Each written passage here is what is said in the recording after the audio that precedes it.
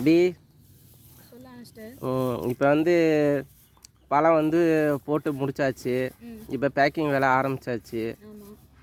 ஆமாம். ஆனால் என்னென்னா ஒரு சில பேர் கேட்பாங்கல்ல, நீங்கள் வந்து இந்த மாதிரி ப்ராடக்ட் ஒன்று வந்து ரெடி பண்ணி அனுப்புகிறீங்க, இவ்வளோ கஷ்டப்படுறா அப்படி இப்படின்னு சொல்கிறீங்க.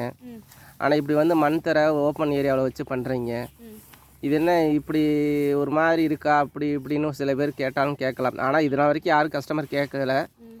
அப்படி இது கேட்டால் இதுக்கான பதில் என்னவா இருக்கும்? இதுக்கான பதில் என்னவா இருக்குன்னா, ப்ராடக்ட் எப்படி கள்ளிப்பழம் வந்து முள் இருக்கிற பழம்.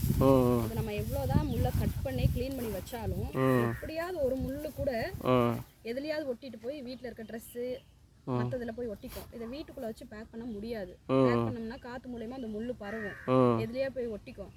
அதே மாதிரி நம்ம வீட்டில் வந்து ஆடு மாடுன்ற எல்லாமே இருக்கு, எதையுமே தொந்தரவு பண்ணக்கூடாது. மாடு மெயின் வந்து குழந்தைங்க இருக்காங்க, அவங்களுக்கு வந்து முள்ளு குத்தக்கூடாது. முதல்ல வந்து வீட்டுக்கு முன்னாடி வாசப்படில் வச்சு தான் பண்ணிட்டு இருந்தேன். பசங்க மேல எல்லாம் முள்ளு குத்தி, ட்ரெஸ்ல முள்ளு குத்தி, இந்த மாதிரி நிறைய பிரச்சனை வந்துச்சு. அப்புறம் வீட்டில் சில சச்சரவுகள் வந்துச்சு. சொல்லிட்டாங்க, இந்த மரம் தான் உனக்கு அப்படின்னு சொல்லிட்டு இந்த இடத்த பிரிச்சு கொடுத்துட்டாங்க. எப்பயுமே வந்து நான் இந்த இடத்துல தான் வந்து கள்ளிப்பழம் முள்ளு வெட்டுவேன், பேக் பண்றது எல்லாமே அப்படித்தான். மழைகளும் வந்துச்சு அப்படின்னா முள்ளை வெட்டிட்டு கொண்டு போய் வீட்டுக்கு முன்னாடி வச்சுப்பேன். ஏன்னா வீட்டுக்கு சைடில் வந்து மழை வந்துச்சுன்னா அங்கே முள்ளை வெட்டி முள்ளெல்லாம் கொண்டு வந்து வெளியில போட்டுவேன், இல்லைன்னா புதைச்சி வச்சிருவேன்.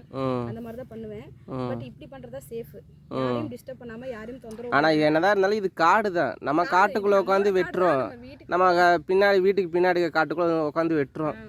இப்போ என்னன்னா ஒரு சில பேர் என்னங்க இது இங்கே எங்கே வெட்டுறீங்க ஏது வெட்டுறீங்க டவுட்லாம் கேட்பாங்க. வீட்டுக்கு பின்னாடி இருக்கிற நம்ம தோட்டத்துக்குள்ள தான் வச்சு வெட்டிக்கிட்டு இருக்கோம். சில பேர் பார்க்குறவங்களுக்கு ஏதோ வெளியே உட்காந்து வெட்டுறாங்க அப்படின்னு தோணும். என்னமா பண்ணலாம், ஏன்னா இது வந்து வில்லேஜ் தான். இப்போ கிராமத்தில் இருக்கிறதுனால இங்கே வெட்டுறது வந்து அது வில்லேஜுங்க அப்படி தான் இருக்கும் சொல்லப்போனால். அது நிறைய பேருக்கு புரியும், சில பேர் வந்து புரியாமல் கேட்பாங்க. சில பேர் இந்த மாதிரி கேள்வி கேட்கல இதனால் வரைக்கும் சொல்லப்போனால். ஆனால் இருந்தாலும் இந்த மாதிரி கேள்வி வந்தால் வரலாம், அதுக்கு ஒரு பதிலாக இருக்கலாமே. ஒரு சில பேர் வந்து பெட்டு மேலே வச்சு சோபா மேலாம் வச்சு நம்மளுக்கு ஃபோட்டோ எடுத்து அனுப்புவாங்க. ஆமாம், நானே சொல்லுவேன், சிஸ்டர் இந்த மாதிரி வைக்காதீங்க. அப்புறம் அந்த பாக்ஸ் ஓப்பன் பண்ணும்போது குழந்தைங்க கை வச்ச மாதிரிலாம் இருக்கும்.